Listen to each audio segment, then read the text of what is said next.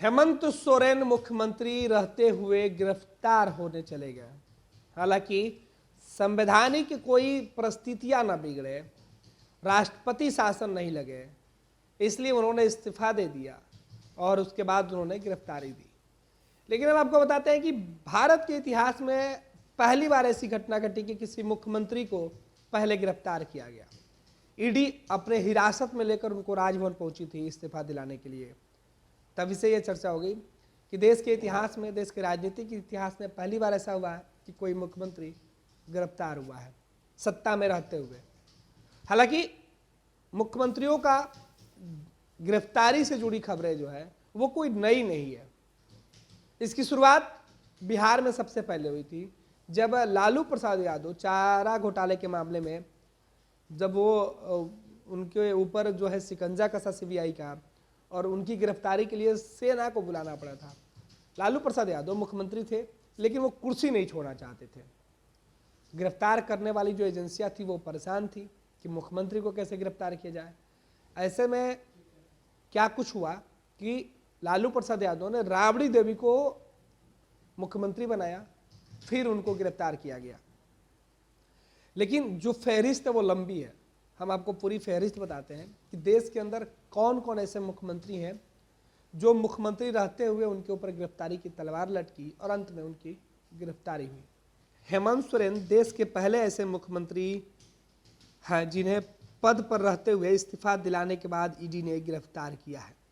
CBI भ्रष्टाचार में घिरे कुछ पूर्व मुख्यमंत्रियों पर भी पहले इस तरीके की कार्रवाई कर चुकी है, लेकिन ईडी के लिए यह है कि ईडी पहली बार ऐसा की है कि पद पर रहते हुए मुख्यमंत्री को गिरफ्तार किए।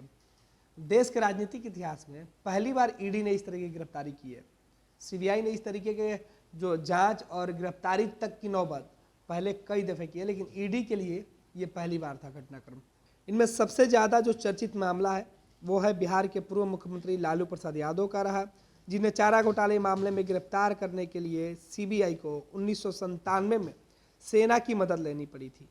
मुख्यमंत्री पद पर रहते हुए उन्हें गिरफ्तार नहीं किया जा सकता था और वो पद छोड़ने को तैयार नहीं थे। ऐसे में काफ़ी हंगामा मचा था। अंत में उन्होंने अपनी पत्नी राबड़ी देवी को मुख्यमंत्री बनाकर इस्तीफा दिया। उसके बाद सीबीआई ने उन्हें गिरफ्तार किया था। यही नहीं, बिहार के बाद झारखंड और बिहार के बाद हम आपको तमिलनाडु ले चल रहे हैं और बता रहे कि तमिलनाडु में दिवंगत मुख्यमंत्री जयललिता जो थी, उनके ऊपर भी जो गिरफ्तारी की आंच इसी प्रकार से लटकी थी और बाद में उनकी भी गिरफ्तारी हुई।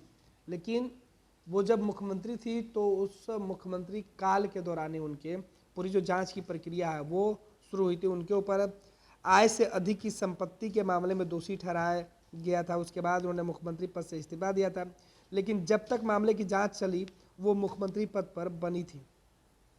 जयललिता के पद से इस्तीफा दिए जाने के बाद उन्हें गिरफ्तार किया गया। साल 2011 में कर्नाटक के तत्कालीन मुख्यमंत्री बीएस येदियुरप्पा ने भी अवैध खनन मामले को लेकर लोकायुक्त की रिपोर्ट सामने आने के बाद इस्तीफा दिया था।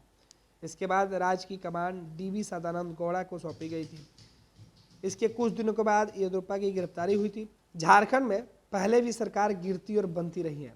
विधायकों को गायब होने तथा उन्हें बाहर ले जाने की घटना भी खूब हुई है, लेकिन एक ही दिन सरकार गिरने और नई सरकार का दावा पेश करने से लेकर मुख्यमंत्री से पूछताछ एवं गिरफ्तारी की घटना पहली बार एक ही दिन में हुई है। बुधवार को इन घटनाओं पर पूरे देश की निगाहें टिकी थी। संविधान के अनुच्छेद 361 के तहत मुख्यमंत्री को सिविल मामले में गिरफ्तारी और हिरासत से छूट मिली हुई है। हालांकि क्रिमिनल मामले में वह गिरफ्तार हो सकते हैं। बिल्कुल ऐसी स्थिति प्रधानमंत्री, केंद्रीय मंत्री और लोकसभा और राज्यसभा के संसद सदस्यों के लिए भी है। विधानसभा और विधान परिषद के सदस्यों के लिए भी है।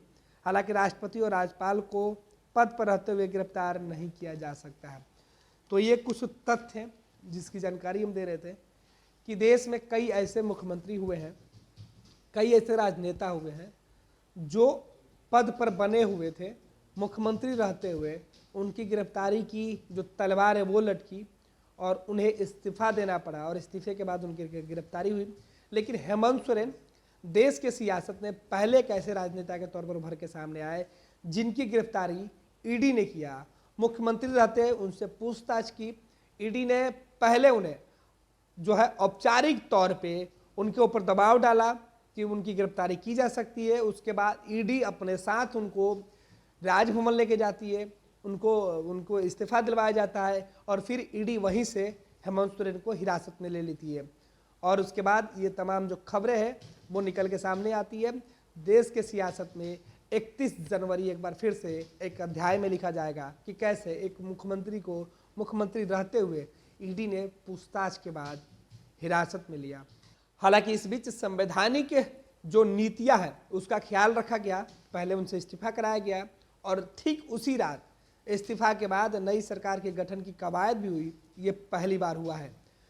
तो ये देश के कई नेताओं के साथ ऐसा हुआ है, लेकिन उनमें कई बार अंतर भी रहा है, वक्त भी लगा है। लेकिन झारखंड देश के अंदर राजनीतिक जानकारों के अनुसार ये एक नए प्रकार का मामला है जो बाद में भी लोग याद रखेंगे। हमने आपको बताया कि संविधान में किन किन लोगों को छूट दी गई है और कौन कौन से लोग जो है इस तरीके के मामले में बच सकते हैं।